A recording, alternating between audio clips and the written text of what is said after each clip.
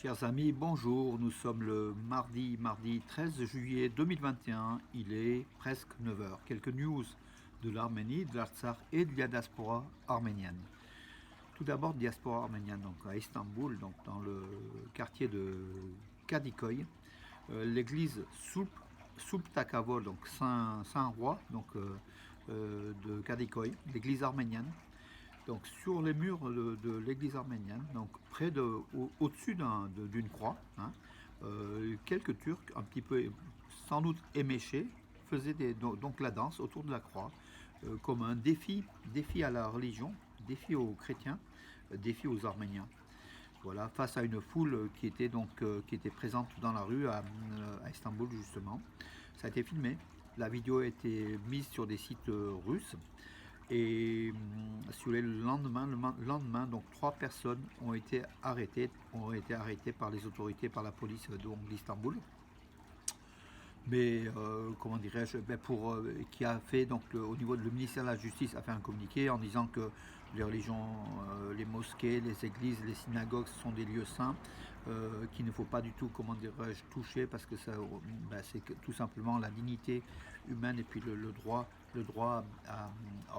au culte. Mais bon, ce sont des paroles et il y a fort à parier que ces deux ou trois personnes arrêtées soit déjà libre, sans aucun problème. Donc voilà, c'est la Turquie d'Erdogan, c'est la Turquie de l'injustice, c'est comme ça, c'est à prévoir. Donc pour la bonne forme, bien sûr, ils arrêtent, et puis ils relâchent, donc peut-être même une heure après donc avoir arrêté. Donc on aurait bien voulu savoir les condamnations, enfin moi je suivrai de près la condamnation de ces personnes qui ont dansé au-dessus de la croix arménienne en fait, sur l'église, enfin comment dire, sur la façade extérieure de l'église.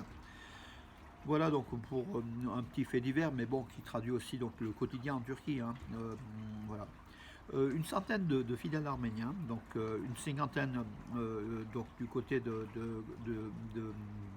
d'Amaras, l'église d'Amaras, le monastère, et une cinquantaine aussi à Gandzasar, ont été donc dimanche priés, sécurisés par les forces russes de paix au Haut-Karabakh, sachant que comment dirais-je, ces deux lieux chrétiens, mais Amaras étant l'un des plus anciens, donc de la chrétienté arménienne de l'Artsakh, ces deux lieux chrétiens sont aux frontières à quelques centaines de mètres des tirs azéris, de la frontière azérie, nouvellement conquise de cette région, aux limites des régions occupées de l'Artsakh. Voilà, les forces russes quand même essayent de donner aux Arméniens l'occasion d'aller prier les dimanches. Voilà, une quarantaine de personnes étaient de Stepanakert, d'autres étaient dans des villages alentours. Voilà qui est une bonne chose. Donc dans la région de Varanda c'est le nom arménien de Fizuli. Donc dans la région de Varanda, un citoyen azéri, on ne sait pas pour quelle raison, a sauté sur une mine. Voilà, et il était transporté à l'hôpital dans un état grave. Les mines continuent donc de tuer tout simplement, donc toujours dans cette région qui est une région donc, où le conflit est toujours en cours en fait, malgré une paix gelée. C'est une région quand même du Sud-Caucase qui est une poudrière qui peut exploser d'un instant à l'autre, d'autant plus que la Turquie a mis le pied, donc désormais, donc la région elle est devenue encore plus, comment dirais-je, militaire, beaucoup plus instable. La fille et la petite fille de l'écrivain et poète Yeriche Charens ont été vaccinées. Pourquoi donc on le dit? Parce que tout simplement, en Arménie, il y a très peu de personnes, à peu près 120 000 personnes qui ont été vaccinées jusqu'à présent contre le Covid-19, contre la Covid-19, pardon. Donc, enfin, moi j'ignorais que la fille de Yeriche Charens, qui a été victime des purges staliniennes en 1937, elle a été sans doute tuée en prison. Donc sa fille vivait toujours, donc bon, sa petite fille aussi, je pense qu'ils ont aussi d'autres éléments de la famille, mais bon, c'est surtout la fille de Yeriche Charens qui doit être âgée aujourd'hui, oui, qui est même très âgée, qui a subi, donc qui a été vaccinée. Voilà, donc pour l'exemple, donc la vaccination en Arménie. Pour la compagnie ukrainienne aérienne Ukraine Internationale, Yerevan fait partie des 5 destinations les plus prisées, les plus demandées, donc avec des vols réguliers plus importants. sur ces 5 destinations, hein, donc dont notamment donc en Grèce, à Larnaca en Chypre, le Caire, Bakou et Yerevan. Donc font partie des 5 premières destinations de Ukraine internationale. Pardon. C'est le site Analytica UA, donc le site des Arméniens d'Ukraine, qui l'annonce. Une annonce aussi, mais qui est, comment dirais-je, qui est à voir par rapport à la réalité sur le terrain. Nicole Pachinian, hier, lors de la séance gouvernementale, a annoncé que l'Arménie allait enregistrer une croissance économique annuelle de 7% entre 2022 et 2026. On ne peut, comment dirais-je, on attend de voir ça, mais si vous voulez, moi j'estimerais tout de suite, hein, 7% de croissance, c'est énorme. C'est l'Arménie des années 2005 à 2020 à peu près, donc avec des croissances énormes, qui est importante, hein, qui ont fait que l'Arménie s'est développée. Donc on va retrouver ça, d'après Pachinian, entre 2022 et 2026. Voilà. Le gouvernement arménien justement a augmenté la taxe à l'exportation du cuivre et du molybdène. Donc ce sont deux métaux, des métaux non ferreux qui sont courants en Arménie, que l'Arménie a une richesse extraordinaire de cuivre, comme vous le savez, et aussi de molybdène qui est un minerai qui est très très demandé, hein, donc au niveau international. Et les prix de ces minerais ont été, comment dirais-je, multipliés par plusieurs, donc là, 50% cette année, mais encore celui-là ont été multipliés par 2 ou 3 en 2-3 ans.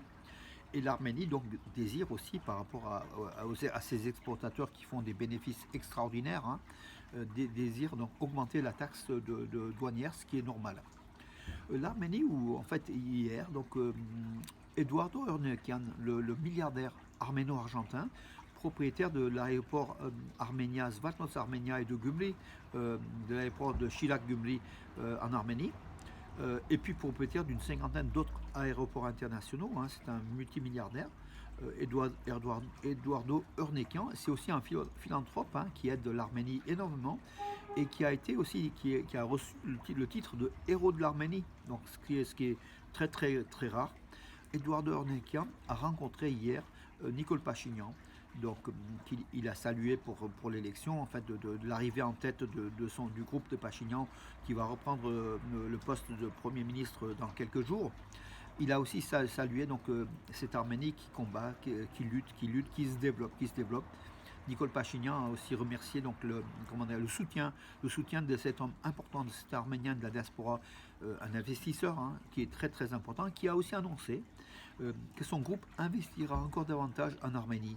Voilà qui est bon pour l'Arménie, voilà comment dirais-je, qui est plein d'espoir pour justement l'avenir économique de l'Arménie, et notamment les investissements étrangers dont Eduardo Urnekian, le propriétaire donc de la concession, hein, donc de Zvatnos Armenia, va le faire, donc va investir en Arménie. Donc c'est un exemple pour d'autres investisseurs. Alors, une nouvelle qui fait plaisir, mais bon, on attend que ça, hein, la Grande-Bretagne, qui n'est pas tellement l'ami de l'Arménie, bon, il se prépare quelque chose, un projet de loi de reconnaissance du génocide arménien. Il a été présenté au Parlement britannique. Voilà, donc le projet de reconnaissance a été présenté. C'est le comité national arménien du Royaume-Uni qui l'a annoncé sur sa page Facebook. Il sera discuté à la Chambre des communes le 10 décembre de cette année. Donc le 10 décembre, on a encore quelques mois à attendre, espérant que la Grande-Bretagne, qui calque sa politique souvent sur les États-Unis, puisse faire la même chose que Joe Biden, en fait, que les États-Unis, qu'elle reconnaisse le génocide des Arméniens entre 1915 et 1923, qui a fait près de 2 millions de morts. Premier génocide du XXe siècle, voilà. Même si aujourd'hui on le relègue au deuxième génocide du XXe siècle, avec le massacre, le génocide des Héréros par les Allemands en 1903-1904 en Afrique. Hein. Voilà, écoutez, j'en ai fait le tour. Oui, en sport, bien sûr, donc dans quelques jours, le début des Jeux Olympiques, avec 17 athlètes qui vont concourir, hein, aux Jeux Olympiques donc, de Tokyo, aux 32e Jeux Olympiques d'été 2020, puisque l'année dernière, ils n'ont pas eu lieu, donc c'est décalé à cette année, donc là, qui commence, je crois, le 22, 26 ou 23 juillet. 23 juillet. Donc Arsène Joulfalakian, qui était un vice-champion olympique, qui est le fils aussi du champion olympique de Séoul 1988 de lutte gréco-romaine de Levon Joulfalakian, c'est le fils, hein. Arsène Joulfalakian qui a été vice-champion olympique. Après des années, après près d'une vingtaine d'années passées en sport de haut niveau en lutte, a annoncé la fin de sa carrière. Voilà, Arsène Joulfalakian qui arrête sa carrière de lutteur.